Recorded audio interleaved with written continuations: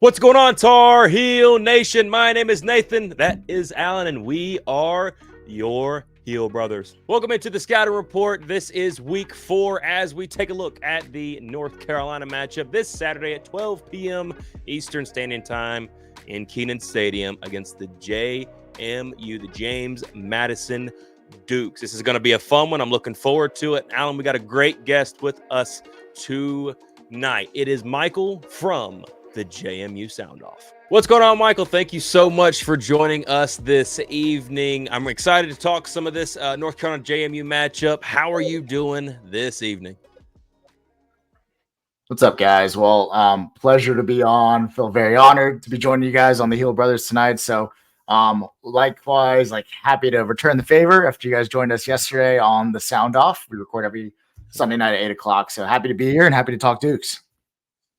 Absolutely, man. I think you guys do a great job over there at JMU Sound Off. Really quickly, before we get into this thing, tell us where the people can go to find your all stuff. You are one of many of the co-host and host over there at the Sound Off. And if you're a James Madison fan and you have not saw the JMU Sound Off, you need to go in there, check them out, go to the descriptions down below. But Mike, where can we find you? I appreciate that, man. So we're on pretty much every mode of social media that you find your podcasts on: Apple, Spotify, YouTube, you name it. We're also on Instagram, Twitter at JMU Sound Off. Pretty easy to find. We're also on Threads. Really working that channel as well. So feel free to find us. I'm one of 4 co-hosts, so it's myself, John, Steve, and Taylor. We're all super proud JMU alums. We really started this project like 3 years ago when we had Twitter Spaces, if that maybe rings a bell at all. Went from there, kind of like post game, like recaps, and got the fans. It was kind of like a radio show. People came in and asked us questions. Went from Twitter Spaces to then like a full blown podcast. So really excited. It's really grown leaps and bounds over the last 3 years, probably like a lot faster than we expected, but it's been a really good time since.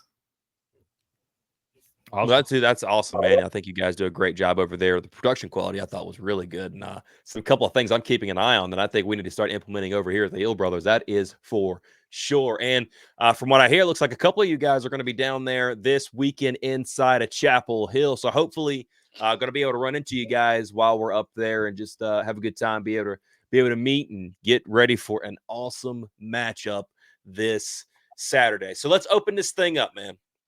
JMU's coming in to North Carolina this Saturday to play a football game, and this is a different JMU team than we saw the previous year. Brand new head coach, a guy that's been here for the first time coaching at this level, has a pretty good overall record in his coaching career. That is 113-46. I don't care where you're coaching at. That's a pretty daggum good record no matter what level you're coaching in. But let's talk about it. Give us an overall picture of what kind of a JMU team should North Carolina fans expect coming into Kenan this Saturday? Yeah, no doubt. I mean, if you look at the last year's team, if you throw on, we have replays all over YouTube. We have scouting reports and all that all online from last year's production. Take a look at it and throw it all out the window. It's a brand new team. It's modern college football. You're talking 64 new players, whether it's through high school recruiting or through the transfer portal, 25 new coaches, brand new staff. We retained 1 coach from last year, our current cornerbacks coach, Eddie Whitley, a Virginia Tech alum. It's a whole new ball game, right? And I think this is like, I feel like 80% of the country is really trying to figure it out across the next 2 to 3 weeks. Throw us in that bunch as well. Brand new. I think the only thing really that has some consistency from last year is we've got 3 out of 5 starters returning on the offensive line. We've got a lot of experience up front. We've got some wide receivers outside that have contributed over the past year. We've got some DBs that have played a lot in past teams as well. But I think like when you look at what happened in the offseason, it's been talked about it a bunch. Our past head coach is off to Indiana, took 13 of our top upperclassmen as well as some All-Americans with them. It is what it is. We'll figure it out. But what I really love about Coach Chesney, he brought in a lot of players that have played a lot of football, a lot of winning football, regardless of what level. And I think this is what I really appreciate with him outside of maybe some of the what do you call it, tactics or strategies of other places. He chose production over potential. So we've got a lot of guys. For example, we brought in 3 to 4 senior graduate DBs that have played a lot of football and started in their past programs.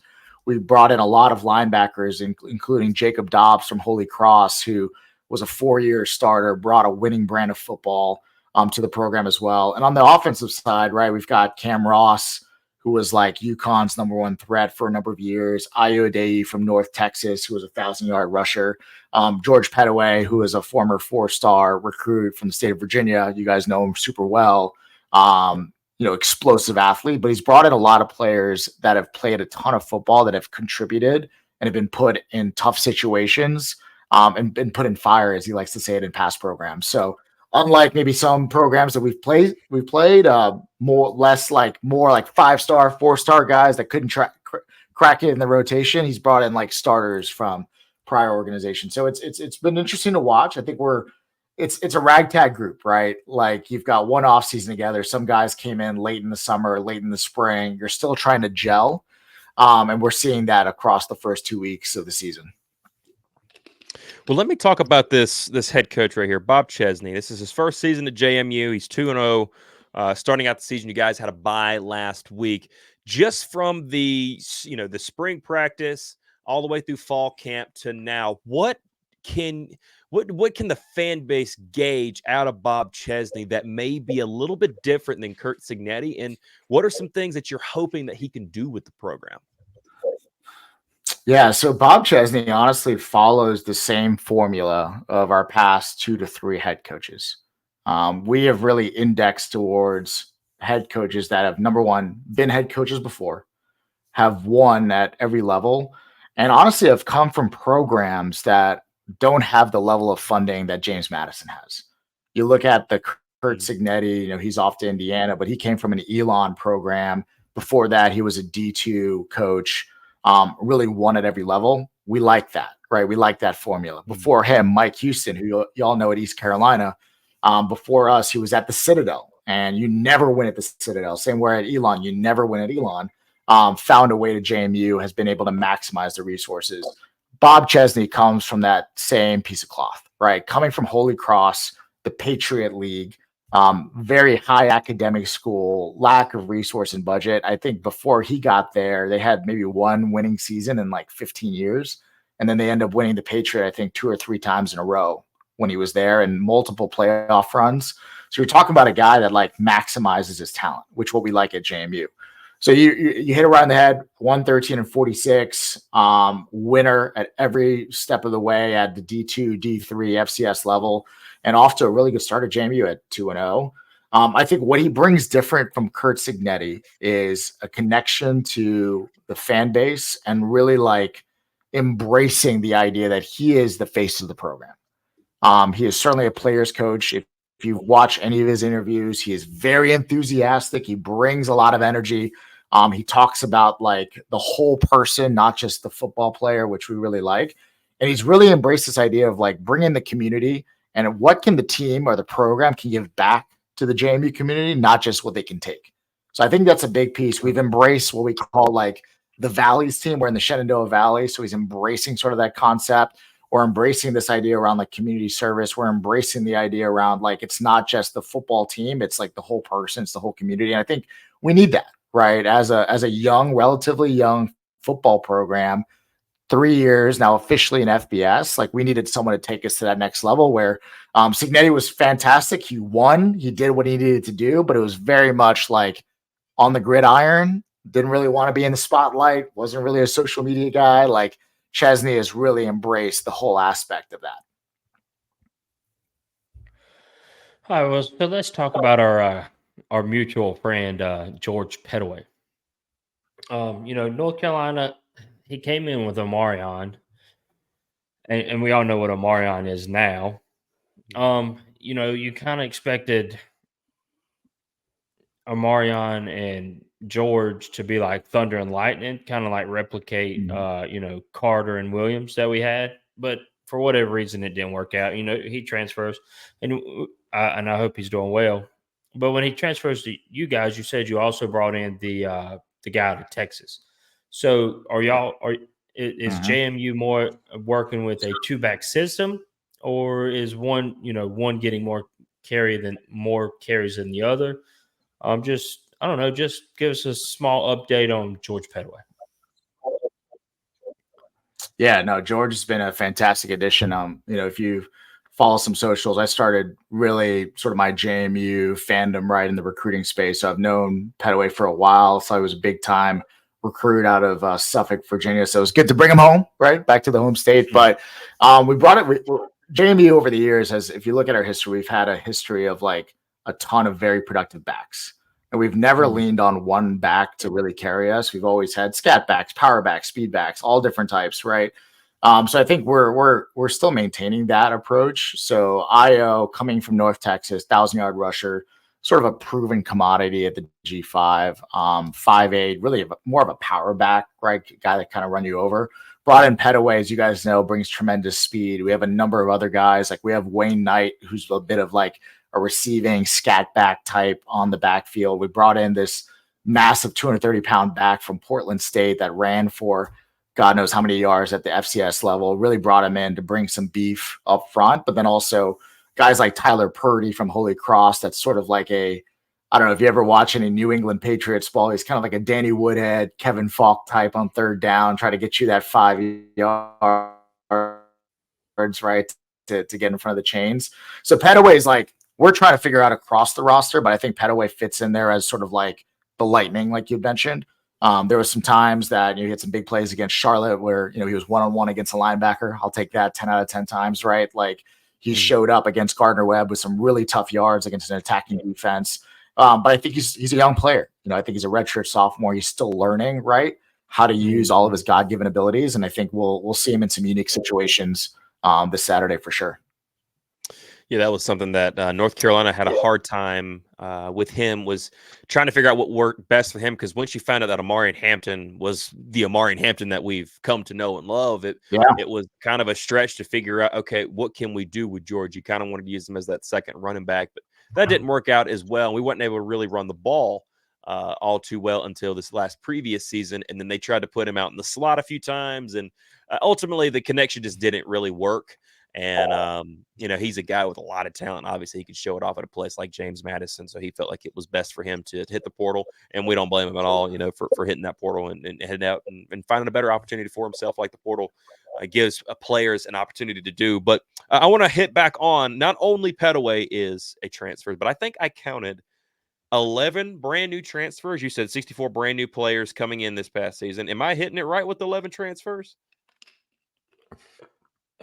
Yeah, I think that's probably that's not all of them. That's probably just on the depth chart, right? Like I said, I think 64 new players, 35, I believe, from the portal. 11 of them may have made their way to the depth chart. I'll be honest, like I couldn't keep count, right? I think it changes weekly, but it's a number like that. There's a lot of change.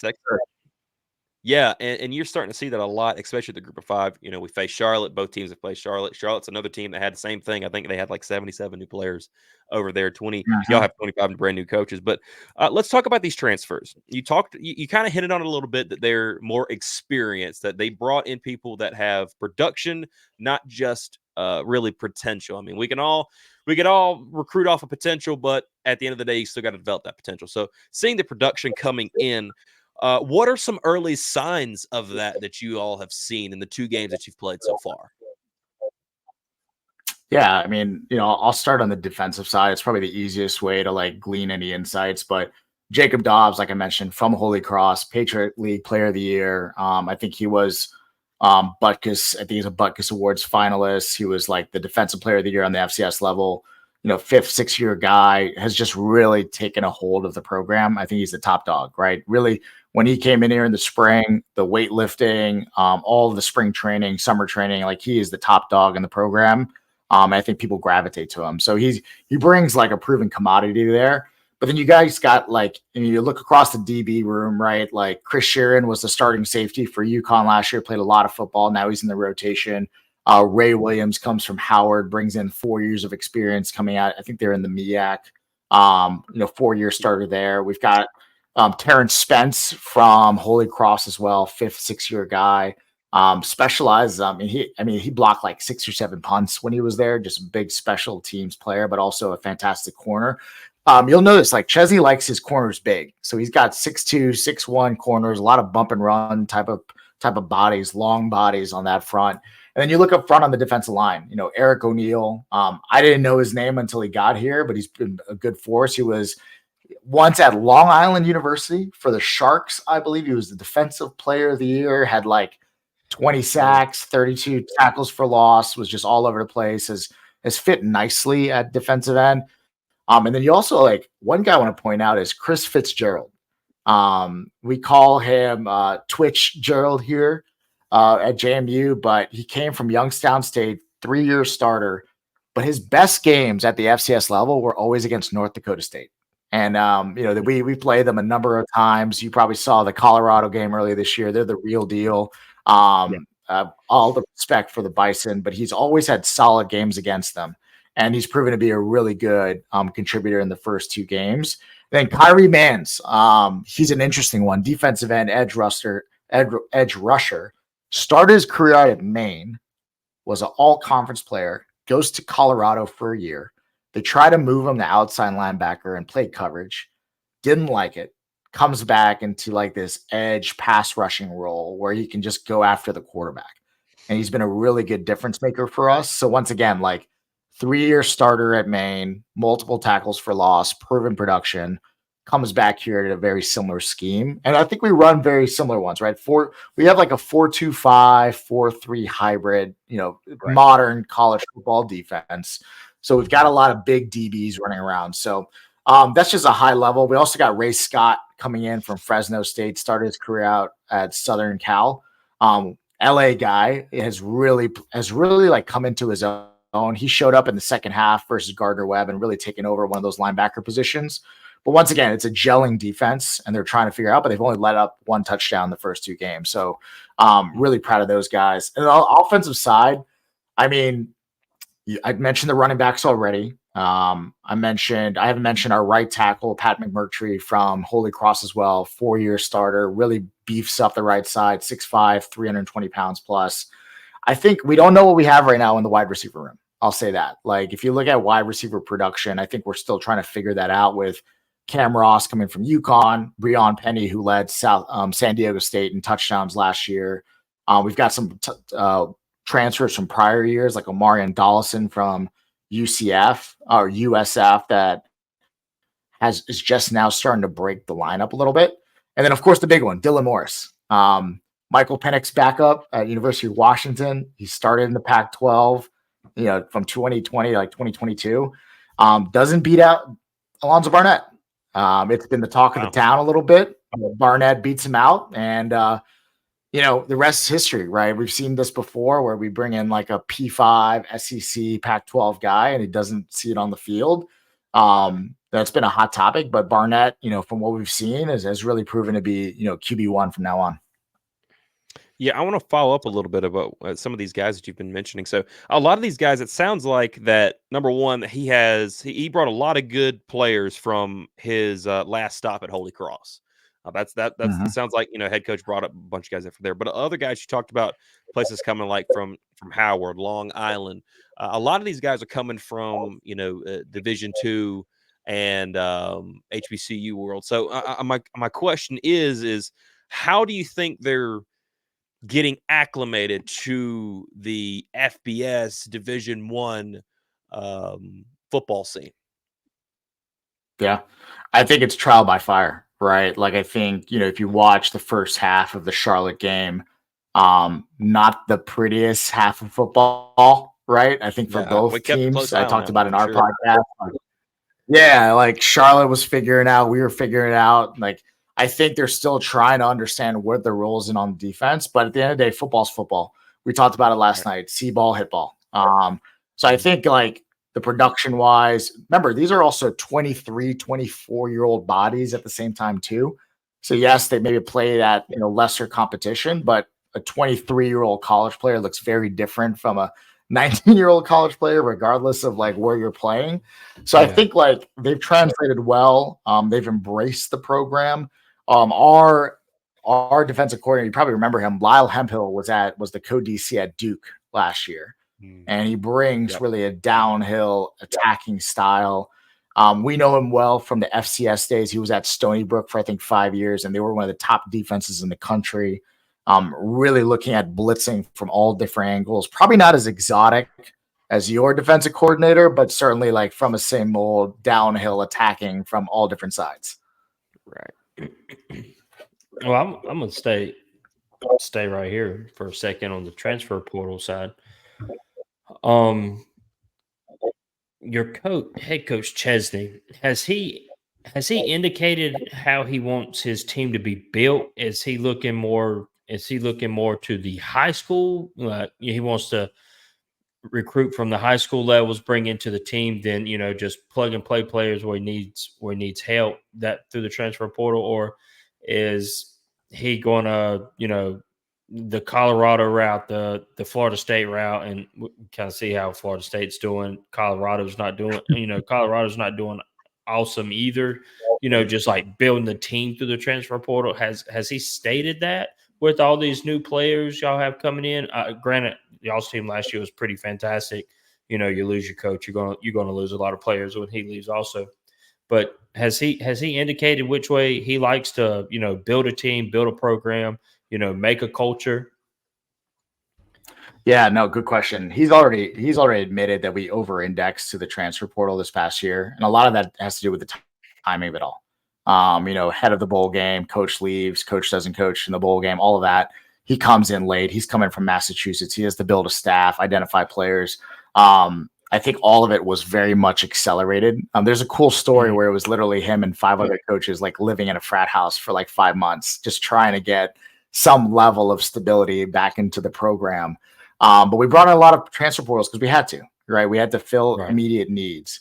But he's also admitted, like, at the end of the day, football's built through development. So if you look at JMU's past history, we've really built from the high school level and brought in and matured players over time and really filled in via need or filled in the transfer portal due to need, right? Like if we were younger at a position or if we needed some more stability at quarterback, for example, or need more physicality up front, we've done that through the transfer portal. But we've got about 20 high school players committed right now, some very high level players. I think this is going to be one of the highest rated recruiting classes we've seen.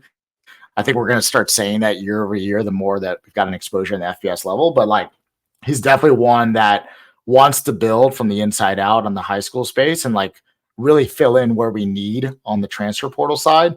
But then again, we don't know, right? This is a totally different world.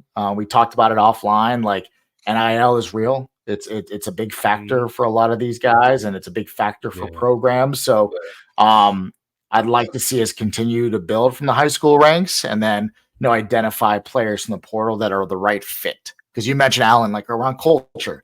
Culture is a big deal. JMU has been very culture oriented. Like the last 2 years, we've won the conference essentially, but we've never always had the biggest or most athletic guys. But we had guys that play together, that play the right way, that play the right type of ball, and I think we'll see that continuing forward with Chesney. Cool, dude. Yeah, that is something that's really big, especially at this level nowadays, because Mac Brown, for instance, I feel like you guys asked me this last night. I feel like he's done a really good job of not only building through the portal and bringing and key pieces, but he's really put an emphasis on his recruiting space. We talked about this with an insider that just came on a few nights ago, and we talked about how the style of person that he's going for in the portal. Now, we're in the we're a Power 4 team, and obviously you want the 4s and the 5s, but you want somebody that's going to come to your program for not only to play football, but for another reason. And Matt calls that a 40-year decision where they want a degree from North Carolina. They want an education. They want to be built up, and they're good players as well. So a lot of that is all, dependent on the way your recruiting strategy is. And I think that's going to be huge for, especially like a team in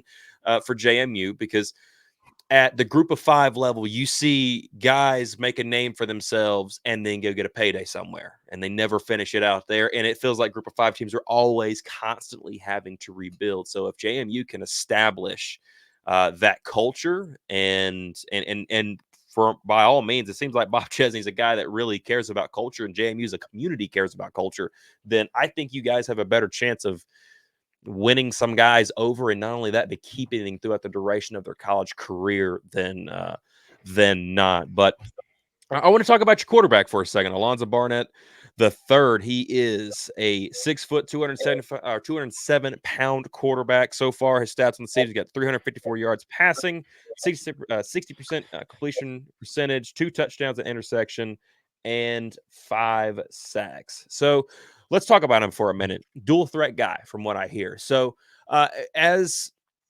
a running joke with North Carolina, it seems like dual threat quarterbacks are the killers of North Carolina. They just beat us all over the place. And a group of 5 teams like Joey Aguilar from App State knows us very well, and knows how to dish the rock on us. And we've saw that a lot. So tell us a little bit about him and what North Carolina fans should expect from here. Here he has a big arm. Yeah, no, Barnett's. I mean, we love him, man. Like, he came on board 3 years ago. He's a redshirt sophomore, also from the state of North Carolina. Like, really well-renowned high school career down there. Probably at the time when he committed was probably one of the highest rated, if not the highest rated quarterback to come to JMU straight out of high school. You hit it on the head. Big arm, faster than I thought. Thick kid. Like, he's gained a lot of weight this past offseason, really worked his way in the weight room and really got the respect of the team. We like to say, right, like, typically the coach doesn't pick QB1, the team does. And I think the team chose Barnett from what he was able to do in the offseason. But he's still figuring it out. So if you did some research on him, you probably saw he beat out Jordan McLeod last year. And Jordan McLeod ended up being the Sun Belt Player of the Year. He's at Texas State now. He ended up leaving after the coaching change. But Barnett, like, it was pretty well documented. He was the QB1 2 weeks before the season started, and McLeod was his backup. But it was when the lights got bright, the bullets started flying, right? It's like, I think he was still young, he has first time in that environment, did not have a good game versus Bucknell, got benched after, I think, the first drive in the third quarter for McLeod. We ended up winning that game 30-10 or whatnot, but the rest is history. So you look at a kid that probably was at his lowest last year after getting benched. I think he never saw the field again for Kurt Cignetti last year, even during blowouts. So following game 1. And you look at a kid, struggled a bit against Charlotte right out the gate, and then the coach is stuck with him. Second play in the second half, throws a bomb to your buddy George Pettaway for, I think, a 45-yard touchdown to start the second half. And he's got some swagger to him. You probably saw him. He got that ESPN highlight where it kind of went viral when he was kind of overacting a little bit after getting hit by a Charlotte player. He's got some confidence with him. Gardner Webb, like, that game, I think we just throw it out the window. JMU Stadium, I don't know if you've ever seen it, 26,000 people go, full pack, the tallest stadium in the state of Virginia. It's a much different experience running out at Bridgeforth versus Charlotte. And I think with 65 players and 30 new coaches, it was a little bit of like wide eyes and wondering what's going on. And I think the players felt it too. So the Gardner Webb tape was not pretty, as you guys probably already seen, outside of George Pettaway. But I think, from what it sounds like, we're one block away. We're one pass away, right? Like, if we got that angle and we didn't get that pass batted down, there's a lot of potential there. And I think with down the field and his ability to push the ball and his arm strength, like, I think we have a lot of potential. But also, like, receivers need to get open too. So I think we'll see how this all turns out on Saturday. But we really like Barnett, and hopefully he stays here for all 3 years and continues to develop for us. Yeah. So I got one more, and it's it's on the funner side. It's typically Yeah. what I do. I get 2 serious questions in, then I gotta lighten things up and see what's fun around the opposing colleges. So I hear a lot about these like streamers you guys like to like litter the stands with. You want to tell us about those? Yeah, man, it's the streamers are a big time tradition. So it actually started out in the 80s. JMU, honestly, like in the 80s was a big basketball school. Almost meet, UNC and Michael Jordan back then as well. That was like a big call to fame. But our basketball stadium was like a smaller arena. You could literally pound the ceilings if you're on the top stands. They called it the Electric Zoo. And back then, I forgot exactly. I think at the start of every game, they would throw the streamers to kind of kick things off, and literally just be like piles of them all over the court. And it actually got retired, and it came back like in the early 2000s. And now during football games, every time there's a touchdown or a score, the entire crowd throws these streamers. Try to not throw it on the field, but towards each other, all over the stands. And it's just like this massive barrage of purple and gold. Sometimes they get on the opponent's sideline. It causes like an interesting, commotion up there. But it's just like really fantastic. The crowd gets involved. It's awesome for like the students and the freshmen. All the kids love it too. But it's like something we really look forward to. And the Gardner-Webb game, we didn't score until the third quarter. So if you watch that game, there was a lot of like built up energy until that first touchdown there. So huge tradition of ours. I'm a 2012 grad. I was doing it in 2008, and I've been doing it, for the past 16 years now. So it's pretty awesome, and we're super proud of it. So are they hard to find? Like, if you just like walk into like any convenience store and there's just like purple and gold streamers, like as soon as you walk in, or is it like something you gotta order, or does these local businesses really cash in and just keep these things on deck? That would be a great move. So we just talked about it last night, and we were like, why haven't we during game day, maybe the book score, like just provide 25,000 streamers for fans to pick up or just buy them on sale. Typically you can go into you can go to any store and pick up, like they're all rolled up. So you got to throw them out anyway, but we get them all the time at any pretty much local store or any like place that they're any sort of like, what's the word? Like arts and crafts stores. You'll find them everywhere. Right. Yeah. And they're pretty easy. Yeah. So that's we load up there, but it's an interesting thought. Like, why don't we just give them out on game day or something as part of the game day experience? 25,000 streamers. That would be a good idea. Put your logo on them suckers, man, or like on the packaging at least. Yeah. There you go. Yeah, more advertising for you, man. Yeah, absolutely. There you go. One thing that I want to hit, and then I want to hit your prediction here at the very end of this thing, is tell me about this band, dude. You was talking about a little bit off air. It says about 500 people in this band, and me and Alan both are ex-band nerds, and we love it. So talk to us a little bit about that, dude. Yeah, so I mean, this is a funny tradition because JMU football, we haven't had a losing season since I think 2000. So you talked about culture and tradition. We've got a winning culture, right? Yeah. I mean, we've won like national championships at the FCS level, postseason, you name it. Even 2 years in FBS, like we're like 20-5 or whatever our record is now. But before that, like people never went to JMU football games. They went for the band. So they're the Marching Royal Dukes. I think this year they're 540 strong. And back in the day, they would just go to the football game, wait for halftime to see the band, and then they would leave. They didn't really care about the on the field. So that tradition has since changed, right? I think it's a nice, happy median between the two. For any band fans, I apologize if I'm downgrading you guys at all. I know that we're a proud bunch, but 540 strong. They've been at the Macy's Day Parade. They've been overseas. They've been all over the place, but it's well-renowned Marching Royal Dukes. And you'll hear them. You'll see them. I think we're bringing, half of them to Chapel Hill on Saturday from what I heard. So, 250. Yeah, that'll be a lot of fun. But they're a proud bunch, right? So it's a big scene. They're right there, by the way, at our stadium. They sit right in front of the students. So when you're coming in to, I think, the north side, you're walking right into not just the student section, but all 540 band members just yelling at you. So they bring the heat. And funny enough, you mentioned Coach Chesney. What he did during the spring game he actually asked like as many of the band members to be there. I don't think all 500 were there, maybe 200 or so. And he told them to play as loud as you can to like emulate like a game day atmosphere when the offense had the ball. So he's brought them into practices. He's gotten them involved, which has never happened before. So that's once again Chesney sort of like bringing everything together versus just the football component. But yeah, the March Royal Dukes, that's the pride of JMU, that's for sure. That's Dude, awesome. I absolutely love it, dude. And I'm going to be there live and in person, and I cannot wait to see what happens. And I wonder if Carolina's going to stick them up there in the top again, like they did Charlotte a couple of weeks Probably. ago. That would be so That's cool. what happened. Yeah. Well, in NC Central, that was in the lower bowl. Oh, really? They stuck Saturday. Charlotte in the upper decks, Right like up far right. Right up against the wall. Yeah. And man, they were. I mean, that was a good show. They put on a good show.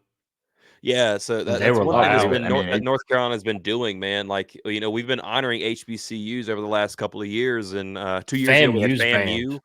Yeah, with the Marching That was 100, they came in, crazy. and then NC Central, which we're gonna kind of put out right here in a vlog, probably tomorrow, as a matter of fact, as we're speaking. But they're coming in, so it'd be good to see JMU's there. I enjoy the band scene, quite frankly. I would go and see a college marching band competition in a heartbeat, and dude, that would just be sick, bro. So yeah, I'm looking forward to seeing what they do. And I think it's going to be a good time, man. But hey, JMU's coming in as a 10.5-point underdog in this game. Tell me what you think. How does this game go for JMU, and what's your score prediction at the end? I'm a JMU fan through and through. Everyone knows this.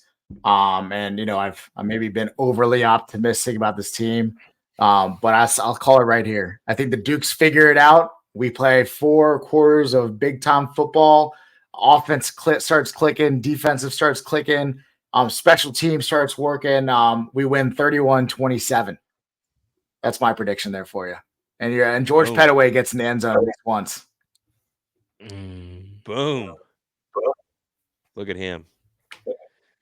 Oh, well, no. I mean, you said 10. I mean, we was 27 against Charlotte, 33 against NCCU. But we're, it's JMU's definitely a step up in competition. But I was kind of surprised. I don't know if Vegas is doubting North Carolina more or thinking that JMU is just closer to North Carolina. You know what I mean? Like, which one are they doubting? North Carolina's ability to look at the scores across. Yeah. I mean, look at the scores across college football. Vegas has been wrong more than right, if you think about it, just with the portal and like the new teams. Like Vegas has not been good this year when it comes to scores. So who knows? Really, it's all a throw up until the balls actually kick the kickoff. That's right. I think a lot of it, is about how these offenses are going to end up rolling. We've had to lean on our defense the last few weeks, and our offense is still figuring it out. I mean, our third string quarterback, which he's a senior guy to say the least. He's coming in as probably our starter, and it's going to be an interesting game. I think personally, it's going to be a fun game. Some Carolina fans have written this game off as just, all right, it's whatever. It's just another tune-up game for Duke. I don't see it that way. I think this is going to be a game that it's going to be dictated in the first quarter.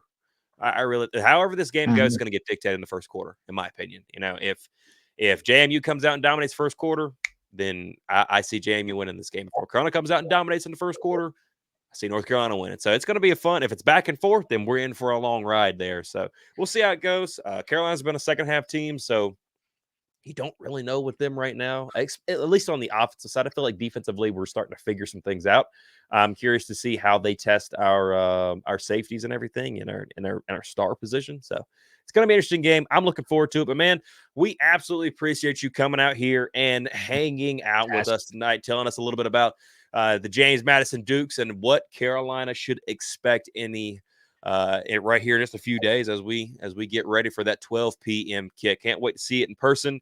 And thank you so much for hopping on here, and we absolutely appreciate it, man. Right on. Thanks very much. It's been a pleasure. Really appreciate you guys having us on. I think to your point, if we're able to get comfortable and get us into offensive rhythms, particularly in the first quarter, I think we got a good shot. And then, like you said, if we can make it a back and forth game, I think that could be really a lot of fun. But thanks again for having us on. We appreciate you guys, and looking forward to Saturday's kickoff. Yes, sir. Thank you all for watching. Thank you all for being here. If you are a James Madison fan and you haven't went down and clicked that link below to subscribe to the JMU Sound Off, be sure and go do that right now. We're wrapping up. Oh, and they got whiskey. Go knock that out. What's and they better got a than whiskey. whiskey? They've got their own whiskey. They've got their own T-shirts. They've got there you go right there. Champions Drive tailgate. Go over there. Go to their stuff, man. If you're a JMU fan, if you haven't heard of the Sound Off, man, you need to do yourself a favor. Go over there, hang out with them, and talk all JMU athletics as well. Thank you all for watching. Thank you all for being here. And as always, go Heels. Go Heels. You don't want none.